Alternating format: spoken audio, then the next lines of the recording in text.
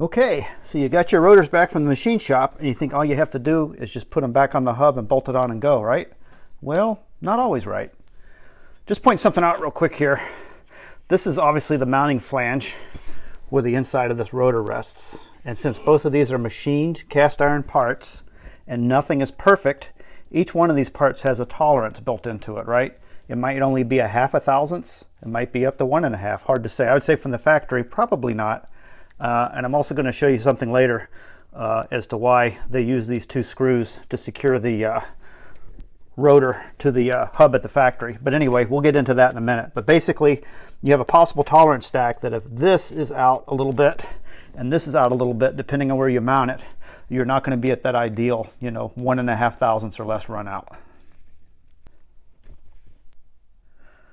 Okay, with the newly machined rotors installed on the vehicle with the caliper out of the way so this will spin freely. The reason there's red paint there is I'd actually marked this and that stud when I took it off, so I put it back on the same spot just as a point of reference. Just noticing real quick, they do have these threaded holes. I guess one right there that lines up with the factory hole there, as well as there.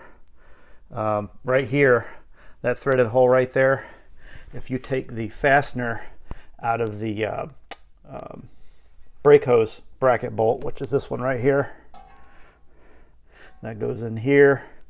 If you have a rotor that's slightly stuck on, you can put that in there and use that to press the rotor off of the hub. Anyway, that was just a helpful tip number 1354. Anyway, I know I digress. Showing you the dial indicator here, I'm going to rotate this and see how much run out I have. I'm trying to get a spot here where we don't get a bounce from the light on the camera. Okay, right here you can see we're at about 3 thousandths run out. I'm going to move it back the other way, being careful not to steer the wheel on the vehicle while I do this. Let's get it back to 0 where I had it dialed in at. Okay, so there's 0. And when I start moving this rotor,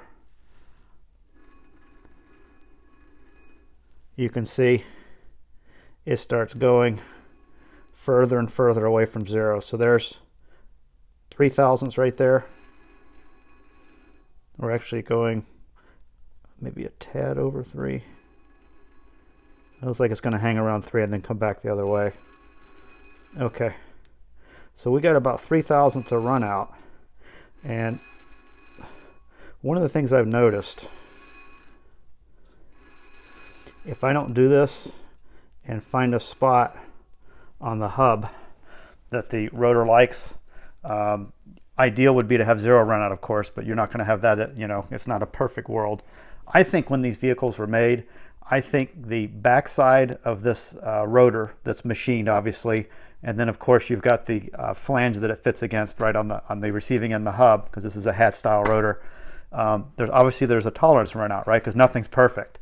So if you have, say maybe this aftermarket rotor maybe has a little more run out than it should in the hub. Maybe it's got 1 thousandths of run out or 1.5 thousandths, right? And then the hub side also has 1 to 1.5 thousandths. And if you're the unlucky person that lines it up just right, you're going to get what I got. You're going to get 3 or 4 thousandths run out. And the part that's running out, like right there where it's at 3 or 4 thousandths, this part of the rotor is going to quickly start collecting pad material because it's actually wobbling. And then you get a really nasty, you get the brake judder, the brake pulsing, basically it pisses you off every time you put the brakes on. And these Odysseys are kind of under braked in my opinion. That's not enough. It's not enough brake rotor for this size vehicle, especially up in northern Alabama where you got mountains and stuff. And I only have like 15,000 miles on these rotors, which is why I didn't replace them. I'm not going to change on the pads either, although I probably should. I'm trying to economize here, as expensive as everything is getting lately, right?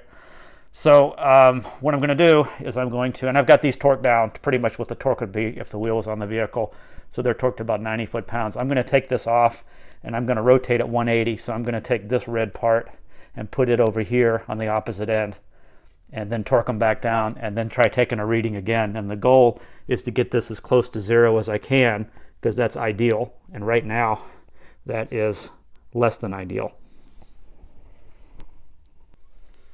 Okay, just showing you there's my red paint. And then here's where I've moved this. I've moved it from here to here. So not quite a 180. We'll take it in baby steps and we'll see what happens. Okay, we've kind of 180'd it. I've torqued it down to approximately 90 foot-pounds to simulate, once again, how it would be, you know, compressed on the vehicle. And let's just take a look here at the dial. And that's dialed in pretty close to 0. So I'm going to try to pan out. I think you guys can still see that pretty good. And let's just slowly turn this over.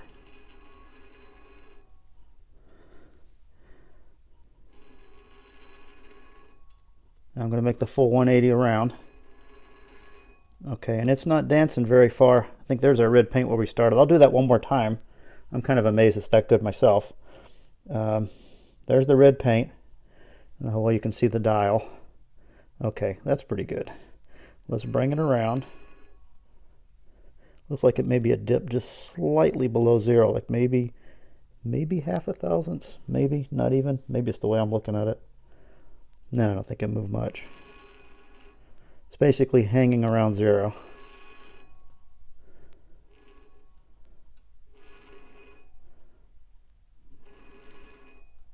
Okay, back around. It might be a half thousandths out. I got to do that one more time. I just can't believe that. And again, you know, there's a little flexure when I'm moving this, but I'm not knocking the dial indicator out of the way, but it is probably just flexing a little, so that's why I kind of go a little bit and stop and check my reading.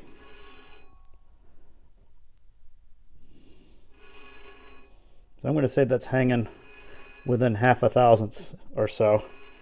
So that's pretty much as good as you can hope for. I'm real happy with that. Now, see if I bring it back around to red again. Okay, I think we've gone around 3 times.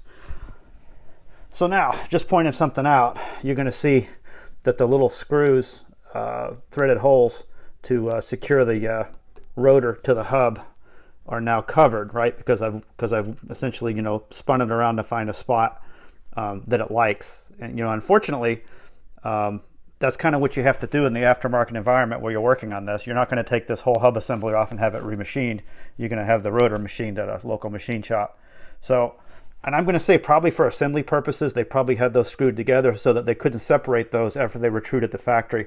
There's, in my opinion, there's no safety factor whatsoever, because once you bring the caliper over here, the rotor is captured.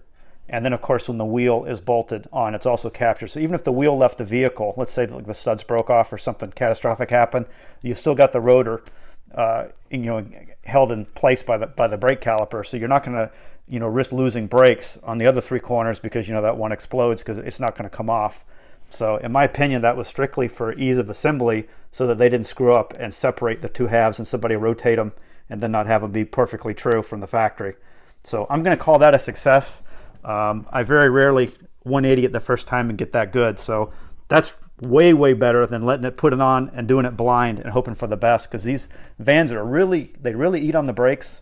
And I know a lot of people complain about the brake pedal pulsation, but when you get these remachined, if you don't dial them in, it's just going to usually compound the problem. The odds of you getting that to set on perfectly as an aftermarket rotor or having it machined, you know, and again, the machine shop, their lathe is going to have a little bit of run out too, right? Maybe not a lot, but you know, you start adding the tolerance stacks, and that's possibly what can happen. Anyway, so I'm pretty well done here. All I got to do is just put the calipers on. This brake job is done. So I just thought I'd share that with you all.